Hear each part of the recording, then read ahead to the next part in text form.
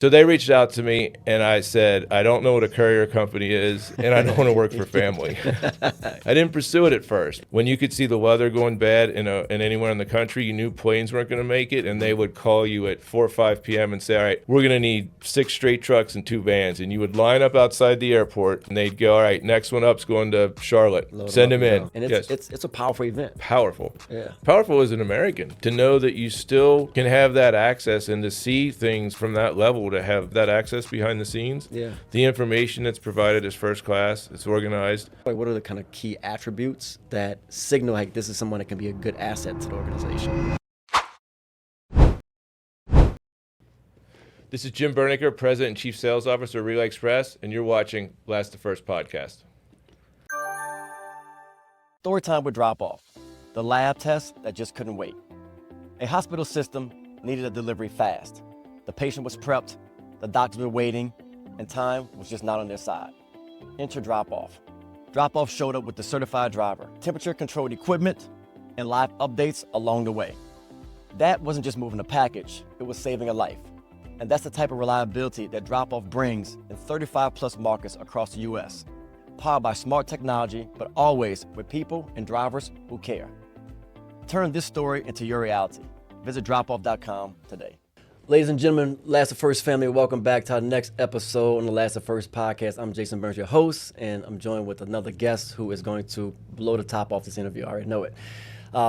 With these interviews, we try to bring you the best and the brightest, and today is one of those guys that we have on the show who's really done it all. He's a leader, a national leader, well-recognized, and we're going to get into his story, his unique journey, and how he's navigated from last to first in this final mile world. Jim Bernecker, welcome to the podcast. Jason, thank you, sir. Thanks for being here. Thank you for Yes, being sir. here.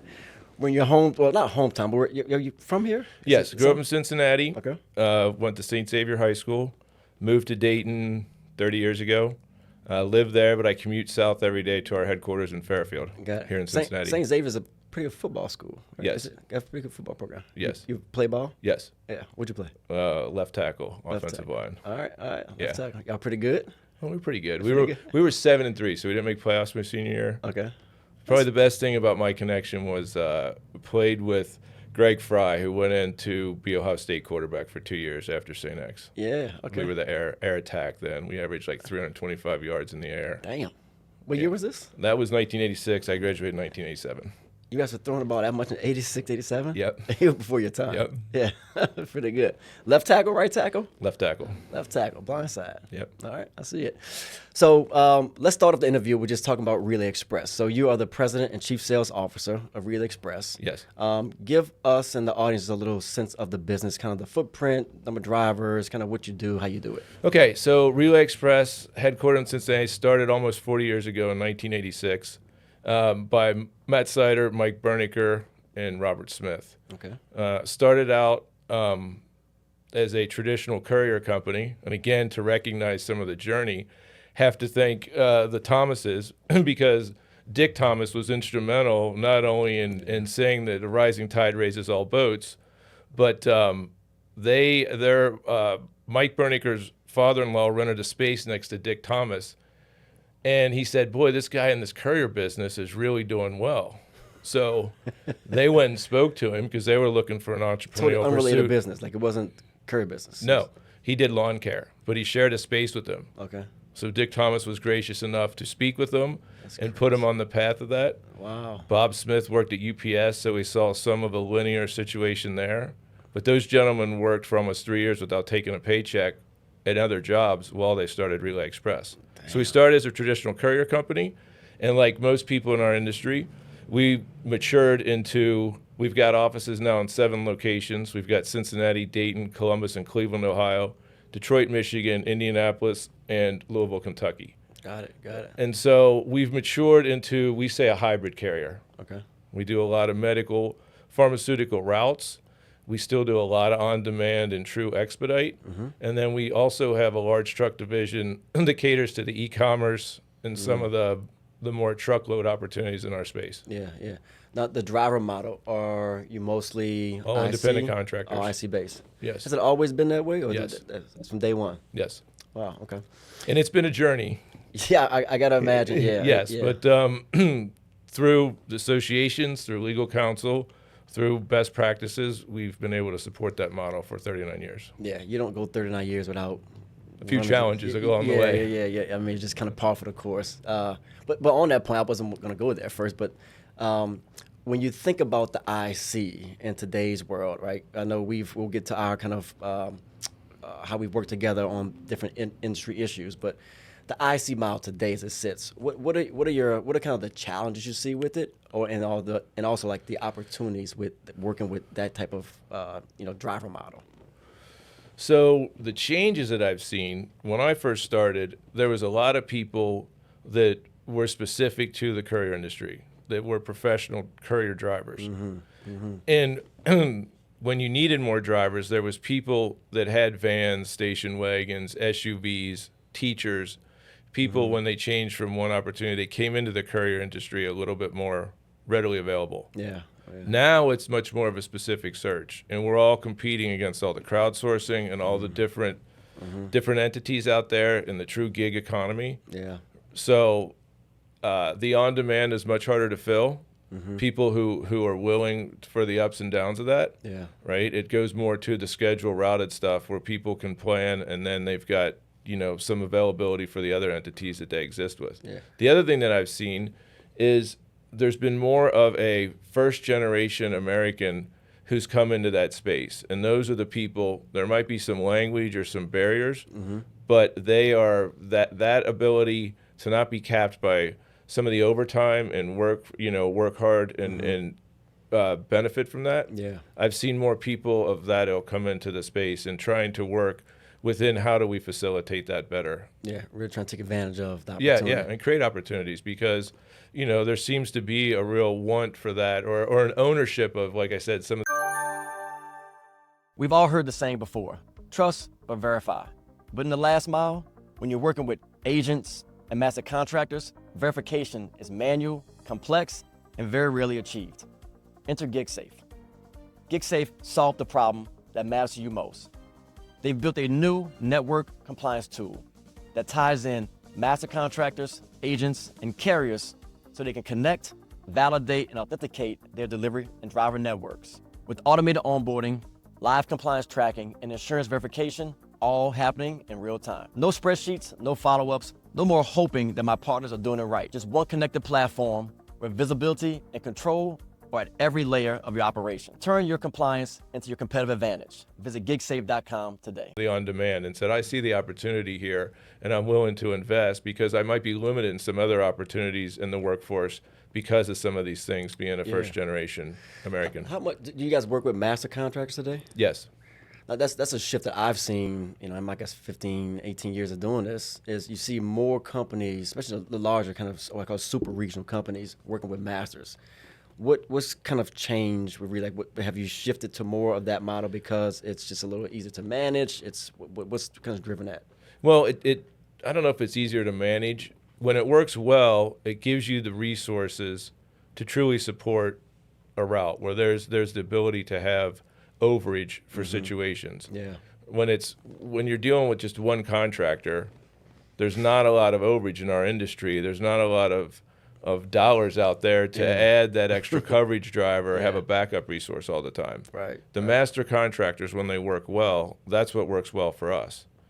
Conversely, you have to really do a good job vetting those so that they have the resources when their equipment goes down, when their driver doesn't fit the bill and you ask them to recruit a backup for that route or whatever the situation is. So it's not a perfect science yet, but that's what's helped us out. That's what's been the driving factor. Got it.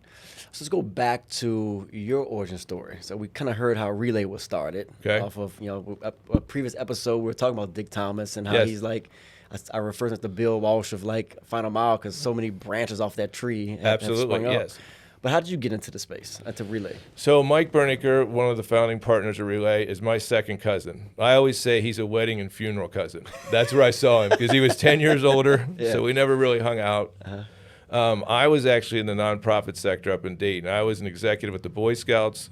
So I did all the fundraising and organized all the schools and churches and managed about 2,000 volunteers at one point. Did you put the whole outfit on? You had the uniform with the socks? I had to at times, but I was never a scout as a kid. So that was the interesting thing. You were not one? Was not. I was recruited into the professional side of it. My first boss ever in life, same background, was Yeah? a Boy Scout. And this is years ago, but we found a picture on Google of him and put it all around the office, and it was hilarious.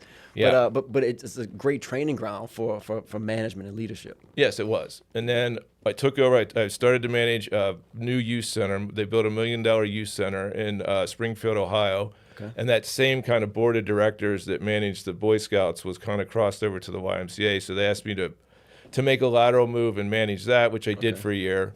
But that was not necessarily fulfilling. And so Relay Express approached me because they knew they needed somebody at their Dayton office, and they knew I was there. I had people on the base that I worked at, and people in different counties, and I was responsible for raising $250,000. So I knew some business owners and some players. Yep. So they reached out to me, and I said, I don't know what a courier company is, and I don't want to work for family.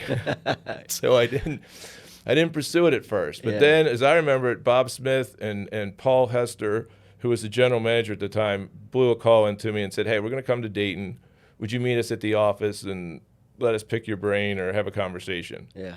And so that conversation went well, and I started January 19th, 1998 as a salesperson in Dayton, Ohio. Got it. And that was I was responsible for selling. What were your first kind of, you said it jokingly, but it's true. I remember telling people, like, I'm in a courier business. They're like, the what? Yes. What do you do? So go back to that time, Dayton, Ohio. You're getting into this whole crazy industry. Who do you first start targeting for, like, customers and prospects? Well, let's go back to the time when they gave me my pager. And they gave me my Chamber of Commerce directory of businesses in your atlas, and you would go through and look up, like, all right, who's in this area of town, right? A lot of work with the Chamber of Commerce. But again, part of it was just telling our story. You know, we weren't sophisticated enough to think hospitals and that. We were thinking paint, machine parts, belts, transmissions, you know, true expedited stuff. So traditionally, I would work a geographical area. Okay. You know, and just plot and take half a day and figure out where I was going to go, and then spend a day out on the road, and then follow up with phone calls. But we pretty much targeted the on-demand customers. Okay. My first success was with a company called Allied Supply, and we got a cross dock. We got the opportunity to sweep their business every day at 3 p.m., bring it back into our facility, sort it, and then do next day deliveries by noon. Wow. So that was kind of a game changer. And then once we got a footprint, we were able to sell into similar businesses and sell, you know, into those trucks. Yeah. And then, so that continued to evolve. Then my next big situation was I was afforded an opportunity to go to the MCAA originally in 1999, and also the ECA when they came to Cincinnati. Okay. When I went to the ECA, I got lucky and met with Emory Expedite, who had a big operation in Dayton at the airport. Okay. And so I was lucky enough to get a contract with them, and that was a true game changer, because that was when you could see the weather going bad in anywhere in the country. You knew planes weren't going to make it, and they would call you at 4 or 5 p.m. and say, all right, we're going to need 6 straight trucks and 2 vans. And you would line up outside the airport at like midnight, and they'd go, all right, next one up's going to Charlotte. Send them in. Next one's going to Detroit. This is freight that didn't make it to destination. So freight was a plane that either the other plane wasn't coming in to connect, or that was all these feeder flights or weren't coming in. So whatever the weather was going on that was causing that was the issue that created an expedite for us. Yeah. So I'm gonna stop for a second, because one of the things I guess I can appreciate now as the industry has evolved is probably earlier you used to explain, like, what we did, right? Yes. Like you go to a customer, like, it's really got to educate them on this is what we can do for you. Right? Yes. Now do you find it's a little easier now when I know you have sales reps that report to you? Like, how do they, when they go out into the marketplace now, is it still the same type of education that's needed, or do people kind of already know? People already know. It's almost, now that you call it the Amazon effect, people have an unrealistic expectation of delivery. This guy is flipped all the way to the other side. Right? Yeah. One of the first services we had at Relay was a delay service. Can you imagine calling it a delay? And it was a 4 to 6 hour delivery. I don't think that exists. We called it delay, and it was priced accordingly. But it was supposed to be to high traffic areas that you'd have all day to deliver and match it with other freight. Yeah. But nothing like that exists. Now people would say 6 hours. I expect it to be here in, an hour. It's wild. It's wild how things have changed so far. All right, so you land the piece of business with Emory at the ECA conference.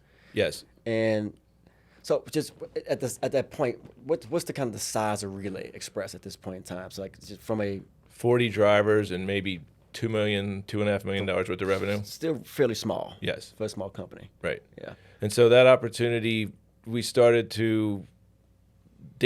to not rival Cincinnati, but started to build a certain amount of business. Okay. And then, then there was just opportunities that came from there.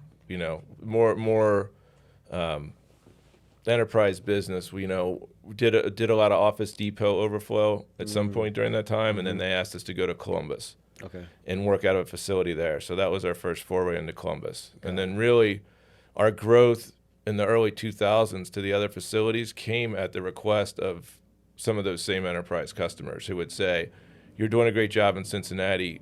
Would you, for X number of business, go to Detroit and open a facility? Yeah. And then we were able to grow in that manner. Now, when you're evaluating those opportunities, 'cause I've had this in my career too, when a customer, which is the best way to do it, they're trying to pull you into a new market. But oftentimes, that customer may not be enough of a base to really set the operation up, right? So how are you evaluating these opportunities, and are you taking a chance, saying kind of, chicken or egg, right? Do I build and they will come type of thing? Our motto used to be pass and we will go. All right. So so there was a scalability. I mean, at the time there had to be at least $500,000 worth of business. Okay. Right. Okay. And then some of it was also the connective tissue it created. So like Cincinnati, Dayton, Columbus, those were markets we could support and almost gave us a little bit more support. Dayton still supports Cincinnati and Columbus in a major way because of its proximity. And sometimes we have recognized the value of having a site like that. Yeah. So it didn't have to scale. But traditionally it had to be at least $500,000 that generated a certain amount of gross profit. And we had to have some sort of reciprocal business or vertical that we could draw into it. Yeah. So when we went to Detroit, it was all straight truck business. Okay. So we knew some other customers that we could reach out to, because what we were cautious of was not going into Detroit and being everything like we were in Cincinnati. Yeah. And we got burned a couple of times because, everybody's excited. Hey, we're going to make this big announcement. We got an office in Detroit, or we go to the ECA and tell everybody we're in Detroit now. Yeah. And then, you get a sales guy and he goes, hey, I sold overnight next flight out in Detroit. And then we're like, your entrepreneur, spirit wants to try it, but you learn quickly that that's not a good situation to chase, and it's not good for your reputation. Yeah, it's not a winning formula. Right. So we were very focused about that vertical or that reciprocal business. To build density. Yes. Yeah. And some of those markets are still very much have been that way for 15, 20 years now. Wow. Yeah. So take us through how you ultimately become the president of Relay Express. So my first I sold enough that my accounts were starting to be fairly predominant in the operations. So like most people, you go from sales to operations. So the first move was the operations manager in Cincinnati. Okay. Yep. So took over that so we could service some of those primary accounts that started to grow. At that point, we started to get into the lab work, some of my accounts. So that was a little bit more sophistication. Mm-hmm. So took that over, and then really it was just a matter of proving myself and being offered more responsibility. I moved into a role of general manager for 4 or 5 years, and I think that was the impetus too, where Mike, Matt, and Bob could start focusing at a different level in the company as owners. Yeah. They could trust more of the day-to-day to myself, and then really from general manager to vice president to chief operating officer to now president and chief sales officer. It's been just a progression of that, different responsibilities, but my day-to-day is still getting out in front of customers, trying to develop talent, assessing risk, and it's been pretty much that way for the last 20 years, honestly. Yeah.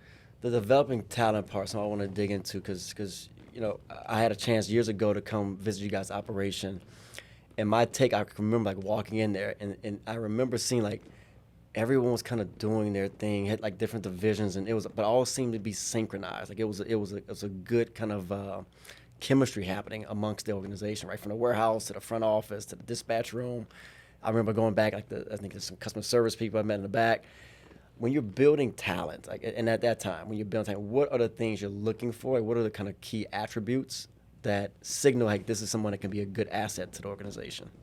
Well, we're looking for the work ethic and the character most of all, at least now. That seems to be the situation. In our, as you know, having somebody who dispatch or recruiting somebody from another company isn't necessarily successful because even though we might use similar software or have similar customers, we think Relay's unique because of the way that we apply what we think is important. Yeah. So we've looked for the talent, the character, the work ethic to try to develop, somebody who's curious, but we're quick to hire and quicker to fire in some cases, and we've tried to create certain tests, not necessarily in the academic sense, but certain things that we look for in the first 2 or 3 weeks that tell us if this is going to work out or not, right? Because in with the generational situations that come up now, right? I mean, this is an industry, as you and I know. When do you go home? When it's done, or when responsibility lulls, There's or no 5 o'clock get off. There isn't, right? And that's a tough sell sometimes. So having people that want to come in and learn and are curious, that's the thing that we look for most up front, And we've been successful recruiting at some of the local colleges and getting a In the last mile world, we value technology that looks good but doesn't get the job done. That's why different is different. Built by courier pros with over 35 years of real-world operational experience. Sorting freight, dispatching drivers, missed scans. They built the technology platform that they always needed. You get lightning-fast dispatching and routing, a driver app that eliminates confusion and adds visibility. Back office automation and tools from on-demand to air freight, all in one place. Need proof? Their courier business grew 300% in just 3 weeks without any new hires and managing 150 drivers. Ready for tech that gets it? Visit deliveredifferent.com and book your demo today. Younger pool of talent that has been in that industry, some in supply chain, some in marketing, some in communications, that's been successful for us. How big is the organization today, like employee, not drivers? Today, I think we have just south of 50 employees, somewhere around 47. Okay. And we have about 150 daily drivers, contractors that drive for us daily. Okay. And there's some master contractors that probably have a few more under their tree. But that's a pretty practical day-to-day. Got it. When you talk about the challenges in this space today, so you've been at Relay for 20 plus years. 27 years. 27 years, right? So you've seen, obviously, not just the company evolve, but you've seen the industry evolve. What are the top 2 or 3 challenges like that cross your desk today that you're seeing in the space, whether it be internally or externally? Well, we've got even though it's fairly routine, inflation, insurance cost. Yeah. Right? I'm in the insurance world. I'm not an insurance guy, but yes, I understand. Right? Yes, some of those costs because there is more competition out there. Yeah. Right? So the idea of how do you manage that continual cost increase with a more competitive marketplace, where do you find yourself? So I find that a bit challenging, especially when you look at some of the, like we said, the crowdsourcing situations that have moved into. We used to do all the Walgreens in this area. We don't anymore because they went to that model. Really? And so, but I don't understand how the closed chain of custody in that is maintained that we had at the same time, right? Yeah. And what were you doing, like the distribution side or like the pharmacy? We were doing the actual pharmaceutical deliveries to the patients in that. Right, so and from the Walgreens to the home. Yes, and store to door. Yes, and it was certain ones had the HIPAA approved bags. Yep. There was all kinds of protocols that our drivers were required to do that I don't understand how that would be applied to the current model from the crowdsourcing. Right, so trying to understand that challenge that for all the different compliance issues and chain of custody that I would put in place. Yeah. How does that crowdsourcing, because that's my competitor now, and it comes in at a much lower price point. Yeah. Yeah. Right? So then the challenge becomes finding the business that is sophisticated like we are, and making sure that it's a good fit. Yeah. And we continue to focus on that. And largely those are some of the larger opportunities as we've grown and scaled to be a larger company. Yeah, it is. I find it's a little more challenging nowadays to find those customers that really appreciate the quality side of it. So you're right. So I think that's one of the things that we pride ourselves on is that, look, we're offering customized solutions. Many times there's a level of certification, training, redundancy to be built into the network. But at the driver level, certainly upstream to dispatcher and manager. And then, but we are conflicted with this new changing world of crowdsourcing, gig economy, and you're seeing some of those opportunities. I think more so has been on demand mostly, but you're starting to see some creep into some of the scheduled type of work, and it is troubling a little bit because one, just from a, like you said, like from an operational standpoint, are they actually doing what they said they need to do, following the letter of the law with this new model? And two, look, we all have been on the receiving side of an Uber driver or Uber Eats driver or whatever, and like so the level of professionalism is not always there. And so I get concerned thinking, okay, is that organization going to trust this gig model, which the reality is you don't know who's going to show up, what they're going to show up in, and God knows what they know of how to actually do the delivery. But it is something that we're faced today. There's no way around it. But to your point, I think you have to try to really be laser focused on those customers that still value that kind of higher level of touch in the space. Yeah, and understand your margins. You have to stay on top of that. Yeah. I saw Al's podcast earlier, right? And he talked a lot about that. Yeah. You can't be everything to everybody, and you can't continually live and make your place in the marketplace just on price. Yeah. You have to find that more sophisticated customer. Yeah. When you look at financial metrics, margin, driver play, gross margin, how are you? But one, how often do you look at these things too? And then, do you look at them by like customer vertical, holistically? Like how deep are you going into looking at by customer? Like to give me and the audience a sense of like how much you hone in on these things. I look at it probably daily. Wow. We look at it as a leadership team weekly in a couple different formats. Okay. Slice it up, for the fleet. How's that performing from a vehicle perspective with the master contractors to, like you said, the drivers and then we do break down by account and look at the contribution margin on those situations. We do that more on a monthly basis. Okay. And then, but we are looking at it constantly because that's really what makes a difference for us. And I've got some really great people. I've got a young man, Zach, out in Indianapolis, who just really, when we taught him the metrics of what we wanted, he's owned it and continues to do a tremendous job for us. And so it's great when you have people under there that understand it from the ground level, and as things flow up, it becomes much more manageable on my end. Yeah. Have you ever had to fire or renegotiate something with a client because that performance wasn't what you expect, wasn't what you bid on? A lot of times we get these bid specs, these RFPs, and it looks like a pot of gold sitting there, and you're getting there, it's like, what the hell is this? It's a bunch of crumbs. All right. So how have you navigated some of those situations? Yes. Yeah, many. Too many to count. Right. To compliment to Mr. Matt Sider, one of the owners, that was something we did. I mean, maybe for the first time, he brought in a list of like, your 80-20 rule. It was like, we're basically going to fire these customers. Yeah. And I thought, what? This is unheard of. Yeah. But ultimately, to free up those resources and to quit chasing the dollars and quit covering that cost of financing the customers that aren't paying. Yeah. We certainly have started that process many years ago and continue to look at things like that. Yeah. My current focus is, like you said, on the large customers, contractual, that do the routed work that come through my cross-dock operations.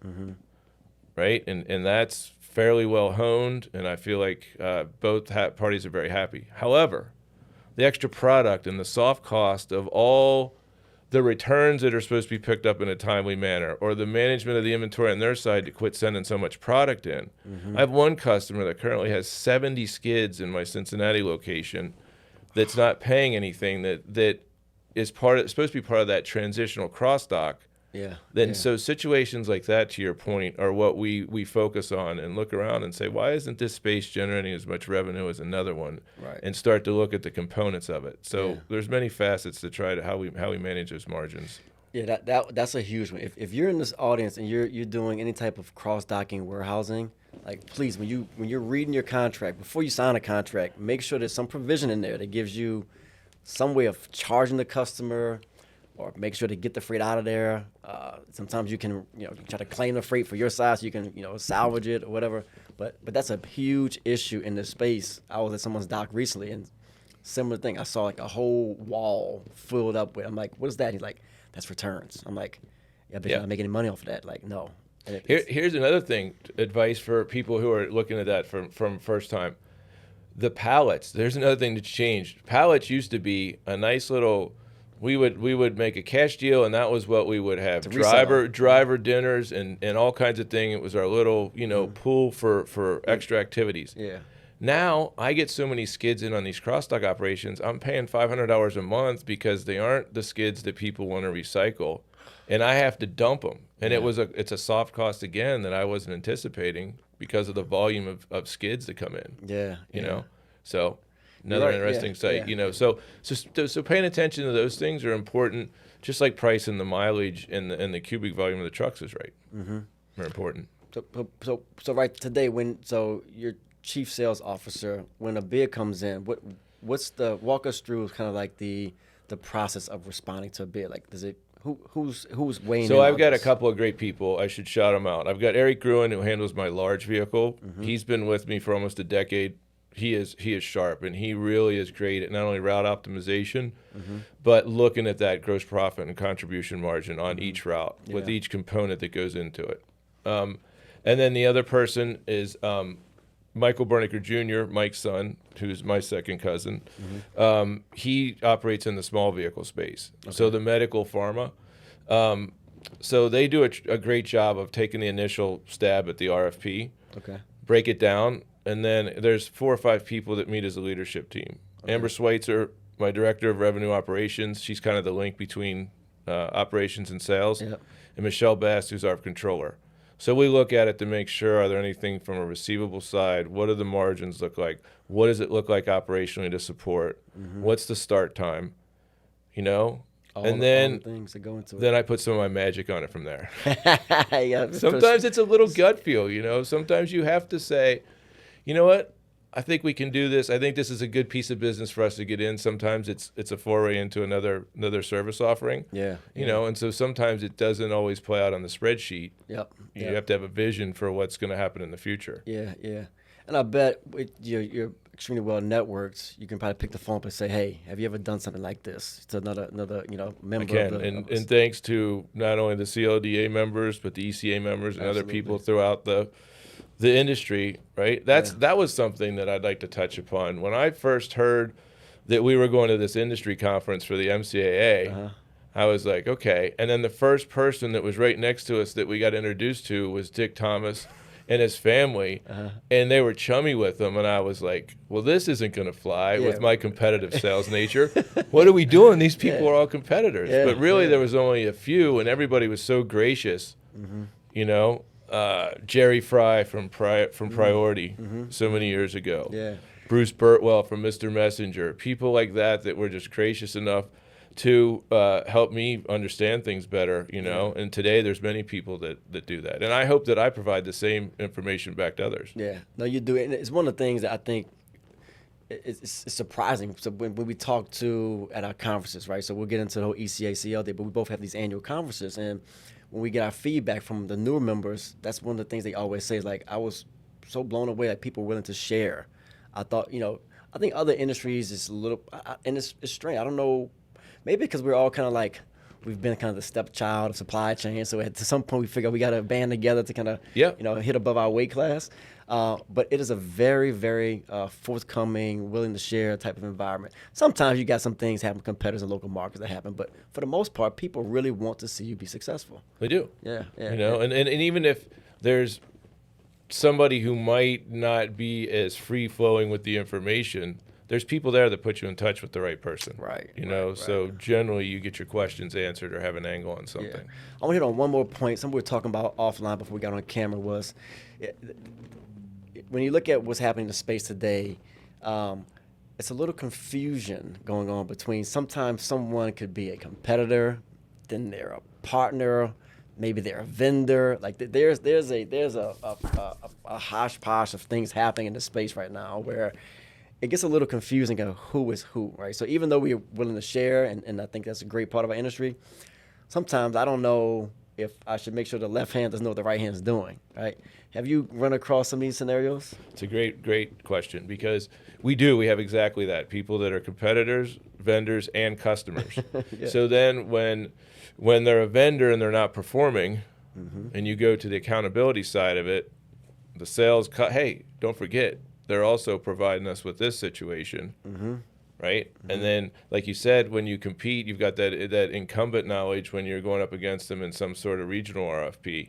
So it's a delicate balance. Yeah. You know, I haven't found anything that's been restrictive in that nature, but it is evolving, you know? And I think part of what I've tried to do with some of the local companies around here, and we've had varying levels of success, but that reciprocity where we are subject matter experts, or where our strengths are at in our markets, I think we need to do a better job. I think that non-competitive nature, or that band of brothers that you talked about, I think there needs to be more exploration of that, so that you can have people service cities that they're competent in and use those resources and support your operations in a softer manner. And I think there's more reciprocity, I don't know if that's the right term, but between some of the local companies, and I think that's key to our industry as it evolves. Yeah. It's a good segue into kind of our working relationship. So we're both past presidents of national trade associations. You, ECA, Express Carriers Association, CLDA, former MCA, now CLDA. Yes. Before we get into how we work together, but just talk about how your passion led you to kind of joining the ECA board and ultimately becoming the president of, one of the top, boards in the industry. Thank you. Well, yeah, so I went to that first ECA in Cincinnati, and really, if Mike, Matt, and Bob hadn't been so kind of aligned with the MCAA already and kind of been like, hey, can you take this one for us? Yeah. And I went, and I just couldn't believe, I didn't know it wasn't the TSA at the time. You had the FAA number, and I didn't understand really next flight out work at that point. Yep. We didn't have box trucks. I didn't, there was a bunch of things that I walked away with that the next year I was much more prepared for. But I walked away with that Emory Expedite, which is a salesman, a commissionable salesperson. Yeah. That was a game changer for me, especially second year in the industry. So I immediately thought I should give back or get involved with this organization. So I originally was on the board of directors from 2001 to 2003. Okay. And again, Brad Westrom, Bruce Burtwell, Cheryl Williamson, Dave Reichbaum, trying to think. Scott Grandis was on the board at the time, worked for Dave Reichbaum in Cleveland. Those people were so good. I just learned such education. John Storm, sitting at the table. Legend. Right? Yeah. And so I just always felt, and then I've participated in every marketplace except for one in 2004 I couldn't attend due to an injury. And we've just always come away with business, and there's still that networking aspect. Yeah. Explain the marketplace for the folks that may have not had opportunity to go to an ECA Marketplace event. Okay, so the ECA Marketplace is designed to bring regional carriers with national shippers who need that opportunity and vendors that support the industry. And I think the secret to our success has been the fact that we have an algorithm, and the whole process, for lack of a better term, is called speed dating. I think it's the best description of it. But we do a great job of profiling the carriers, profiling the shippers, and profiling the vendors. Yep. And then we use our proprietary algorithm to match people up during that 48 hours. So we have I think we're up to like 6,000 interviews during our conference. That's crazy. Average time of 12 minutes. I think last year we averaged 25 shipper meetings per carrier. Wow. And then there's vendor meetings as well. Yeah, so yeah. The vendor meetings, again, are designed to bring you in tune with technology you might know exists. And so I always say, especially for my team, and I try to tell the new members that we mentor, go to all the meetings that are set up for you, right? Yeah. Go learn what the other technology has. Go learn about Drive. There's one. Chris Kane, if I hadn't met Drive Courier Board, use Drive Courier Board. That's my advice to other people out there that don't know about it. It's a sales tool. It's a driver tool. It's an RFP tool. And it works phenomenal. Yeah, shout out to Chris. Yes, Chris and June. Yes, absolutely. But so the ECA Marketplace is designed for those interviews, right? And And that's really what we focused on. Yeah. And it's a real sales tool. Yep. And like I said, I think a lot of people walk away with meaningful business, meaningful relationships. Yeah. I've been a participant when we had our business. I would go pretty much every year. And what I always loved about the ECA, about the marketplace was, we're both competitors, right? Like, it's almost like a scoreboard. Like, you kind of know 15 minutes, like, am I in the game or I'm not in the game, right? You kind of get an immediate answer to it. And Yes. I often have described it, and not in a negative way, but I describe like ECA versus CLDA. It's kind of like if you have a headache, it's like that pain pill. Like, you can immediately go get a solution to a sales problem. You can go meet shippers, meet vendors, etc. CLDA is more of that vitamin. It's kind of more your long-term sustainability, making sure you understand the full scope, educated on all the mechanics of the business. And I've had success there. I know a lot of people had success there. The other part about that, at both of these meetings that happen that we don't really advertise a lot, are the meetings amongst other carriers. So in between your shipper meetings or your vendor meetings or your educational sessions, like, there's this happening. There's this one-on-one conversation happening, saying, Jim, I got this opportunity, or have you ever done this? Or, you may say, hey, you need someone in New Orleans to handle X, Y, Z. And that is a really, really, I think, a critical way of growing your business is that network, that one-on-one network. Yes, and I should say, I'd be remiss if I didn't say, again, shout out to the past board members, but Paul Steffes, past president of ECA, always said, it's our responsibility to make sure that there's a seat at the table for everybody. Right? So we also did create another carrier or another category a few years ago, carrier to carrier, which allows somebody like me who's got 7 offices to meet other people in Detroit for when I need backups. So even though I'm not really a shipper, I do have business at times to provide people. So there's another layer to that as well. So there's the formal carrier to carrier and there's the informal. Right? So. And then segue to another piece of the ECACL. So when you and I, we were both presidents kind of the same time. Right? They brought us on stage one time. We had to sing a song at the. Yes. The don't look that up on YouTube. Yeah, don't look at that. That was bad night. I still want my $100 too. I got my $100 that night.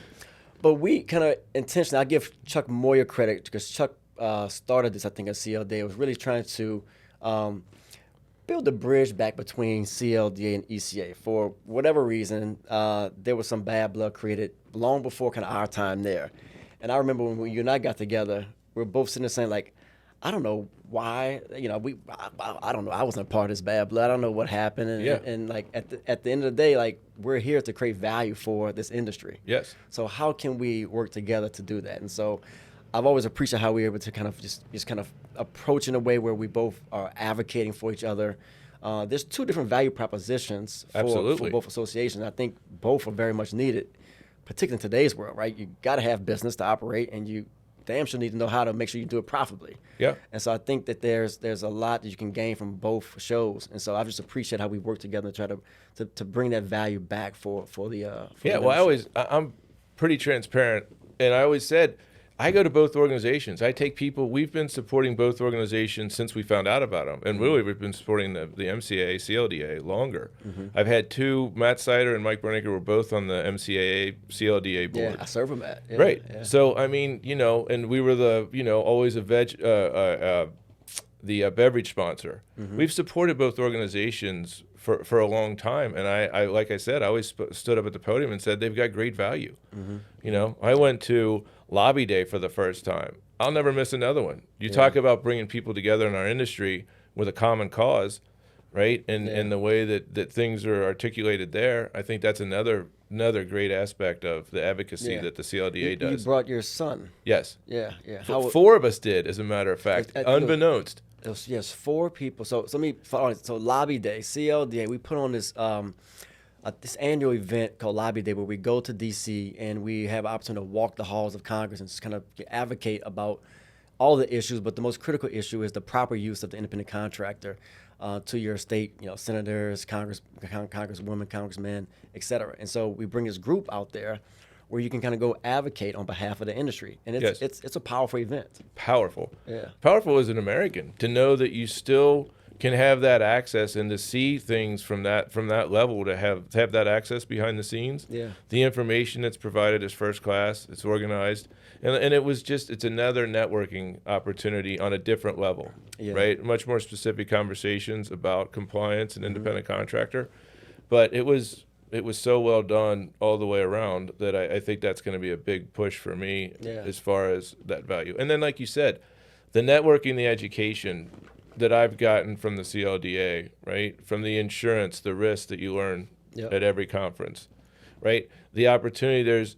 I always say that like to your point about the vitamin versus the aspirin, you know, ECA is all salespeople, right? Generally, there's a different level, president ownership at the CLDA or the MCA, so there's a CLDA, but for a different level of conversation, right? So there is a little bit more networking, right, when it comes to that carrier to carrier. There's a little bit more sophisticated business talk where you talk about margins. Some of the salespeople I take to the ECA wouldn't have the same level of knowledge for me to have a conversation with somebody like yourself at the CLDA. So there's value on both fronts. Absolutely. Go to both conferences. You won't regret it. Check them out.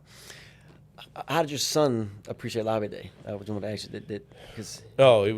It was fantastic. Yeah. You He's know, fairly new back in the business. Well, this is my younger son. Okay, younger son. Yeah, okay. so I have two sons and a daughter, Brett, Brody, and Kaylin. All right. And shout out to my beautiful wife, Mindy. Thanks for sharing it with us, Mindy. Yes.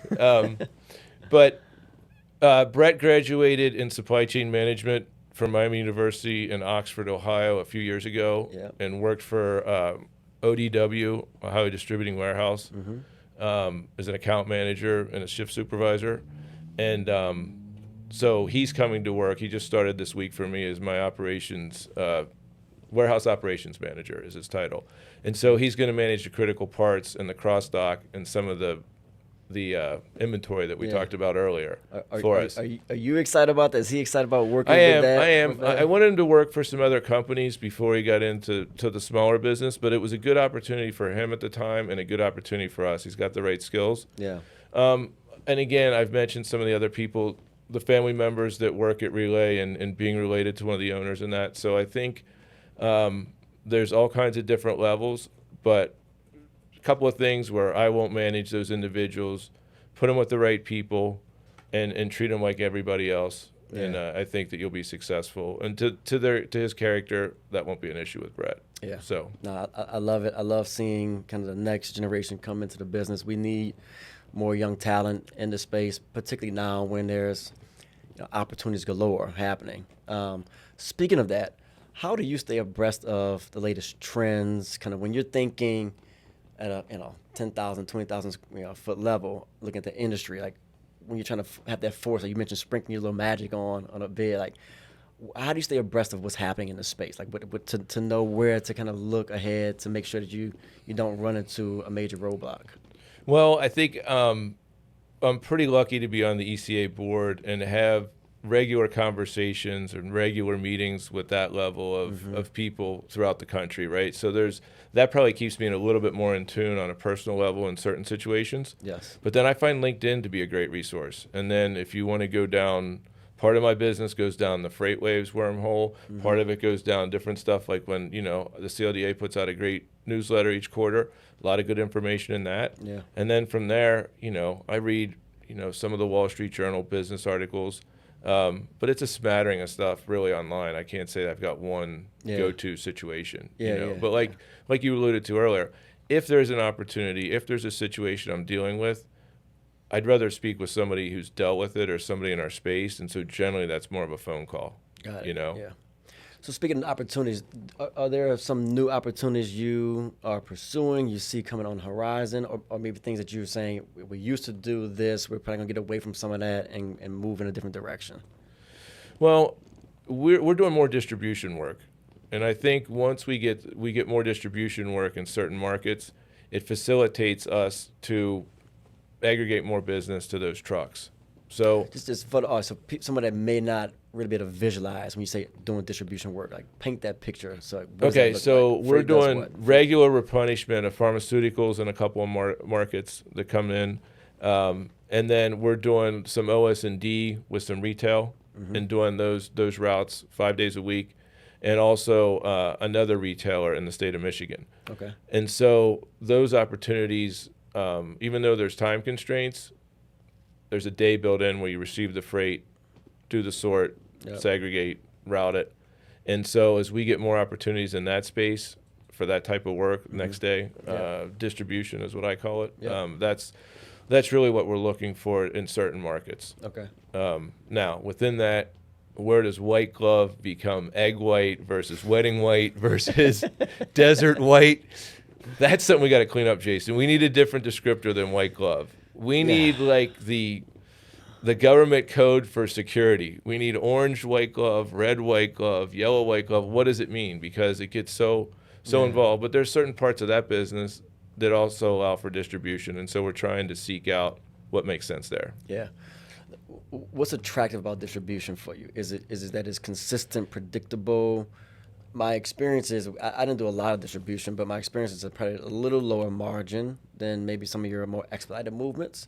But if you're able to kind of stack things together, you can get some conjunctive routing opportunities. You start to you can do really well with these routes. Yes, that's what we've seen. But like going to another city, you have to have one count that takes you there that really covers everything, and everything else on top of it is a surplus. Yeah. Right, and we've been afforded some of those opportunities, so we're trying to build on those. Yeah. The other thing that we continue to see is more medical and pharmaceutical routing for specific customers, more lab work than anything else, where we pick up blood, urine, and tissue and bring it back to a central location. In some cities, we might collect in a city like Louisville to our office, and then bring everything here to a lab in Cincinnati. Okay. So we're doing some of that collection and consolidation and movement, I think healthcare continues to be, one of the go-to verticals in the space. It's kind of like the gift that keeps on giving. I was talking to someone recently, and we're talking about drones and how new type of equipment is going to come into the space. Or maybe in some versions, you got EVs out there, you got AVs that are out there now, autonomous vehicles. The drone space seems to be trying to kind of capture some of that expedited lab specimen where you can kind of get above traffic and do really quick movements. Have you seen anything like that? Have you started looking at that? Have you followed it all? And anything? Do you see any signs of that being? I haven't seen it, and I'm not aware of any of our customers. Okay. I think La Rosa's Pizza in Cincinnati did it one day from one of their sites here, like a few Sundays ago. I read about. Yeah.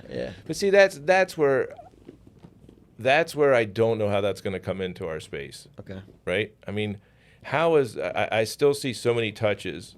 Right, and maybe I don't understand the price point there, but certainly there's a risk involved, and that's what I don't understand for some of my customers, how that would ever be a practical application. Yeah, the one how would the drone pick up the second stop or the third stop? I mean, I'm sure these things have been somewhat solved, but when you talk about lockboxes or going into the nurses' stations or some of the stuff that we deal with in that, that's where I go, I don't know how practical that is. Yeah. I'm not trying to be naive, but no, I think you make great points, and I tend to agree with you because I've been in those hospital labs. I've had to say, we got to get to the second floor, and you got the cath lab, you have the other lab, you got the surgery, you got to go find the key to unlock the box and get this, and it's all kind of little steps involved that a drone will never navigate.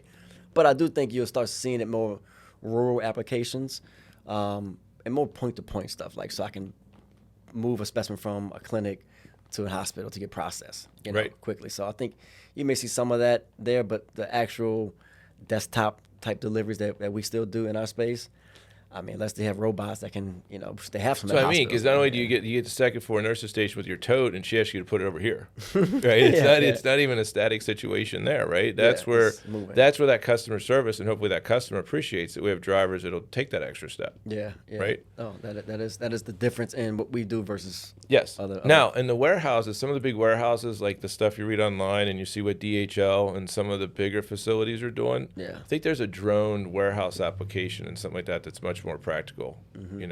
I saw one recently where I don't want to steal the guy's thunder. I know he's going to come out with it, but it's if you can envision it's a drone that's tethered to like a robot.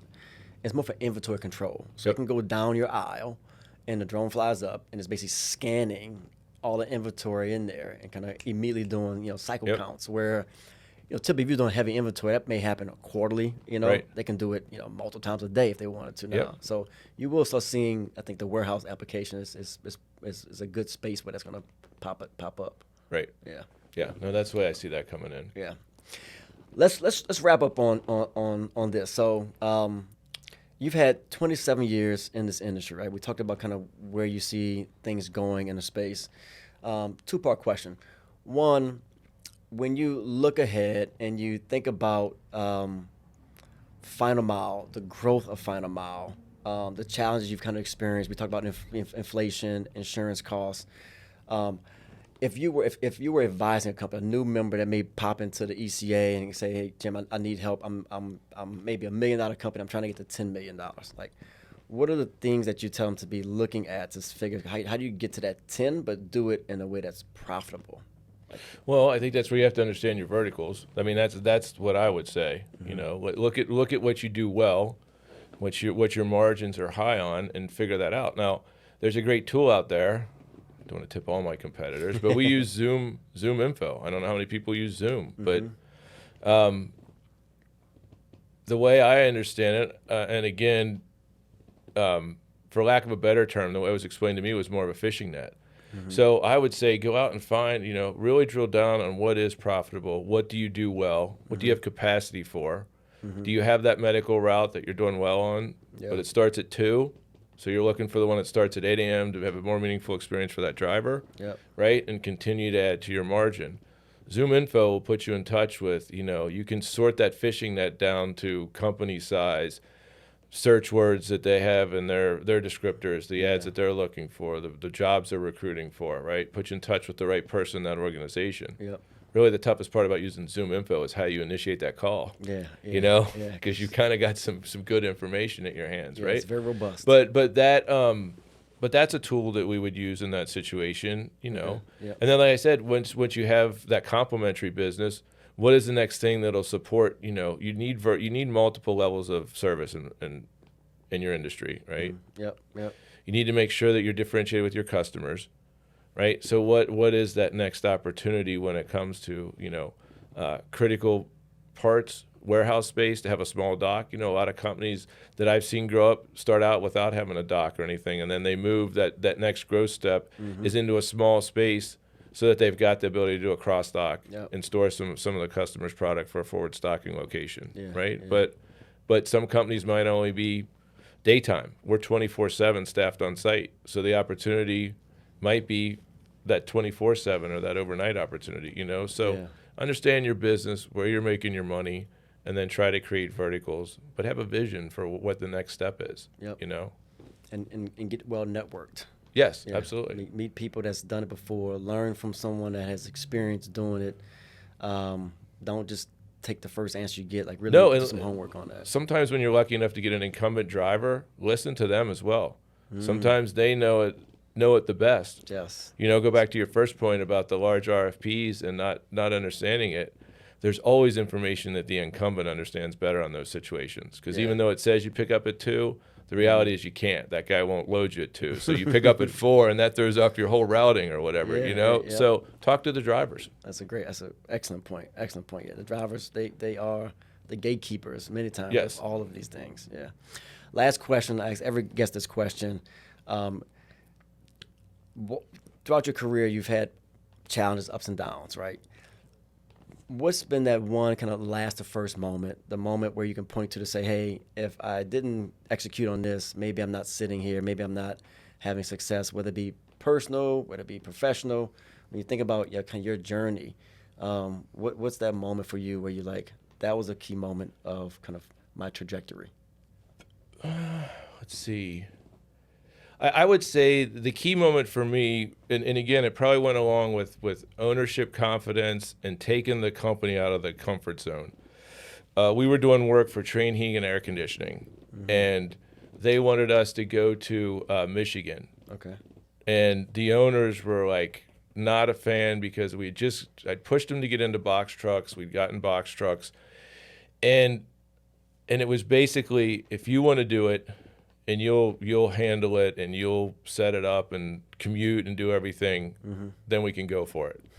And so I went to Michigan, and I had to set up an office in Brighton, Michigan, and Grand Rapids, talking to drivers in the lobby of a hotel at breakfast. Hey, I'm going to have an office here in 6 weeks. We're going to start for this company that I can't take you to. Yeah.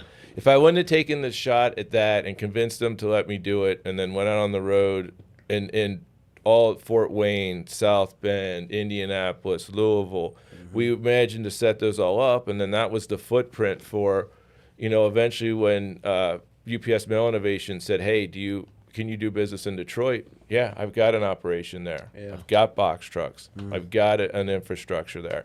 So really, I would say it was convincing the owners to take a chance, signing Mindy up with young kids for that kind of travel and what I was going to do, and then putting in the time to go live on the road for, in 2007 or 8, I was the Groveport, Ohio Comfort Inn Customer of the Year for so many nights stayed there, setting up my UPS business. You're not joking either. I'm not. I got a clock.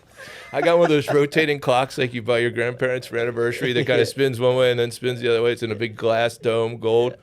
Yeah, Comfort Inn. I think it was 2007, whenever we went over through that growth How spurt. many nights? It was like 264 nights or something like that. It was insane. Yeah. Right? So, yes, but that was really that impotence. I believed in myself. I was willing to put in the work. And if I hadn't done that and slogged through some lousy waffles at Comfort Inn and a few conversations thereafter at the breakfast table, then I probably wouldn't be sitting here today with the same level of success that I am. Yeah, man, I love that. I was gonna, in my closing, I was thinking about just, you don't often see folks in who are not owners that have really taken the bull by the horns and kind of really, grown an organization.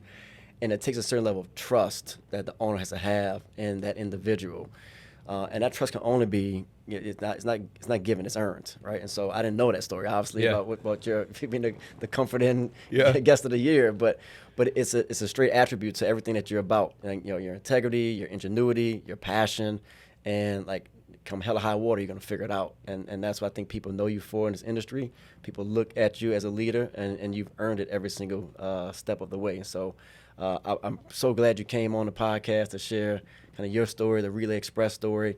Thankful for your leadership, what you've done at the ECA level, and continue to do, in both organizations, and be an advocate for this industry. And man, like we got to do this again. Like, the future's bright, so we gotta have you back on the podcast at some point. Yeah, it's been great. I've been looking forward to it, and I really appreciate it. And what a great format for everybody in our industry here. Yeah. Thanks for doing it. Appreciate it, Jim. Appreciate it, Jason. All right. Last but first, Jason Burns, Jim Bernecker, Relay Express. We're out.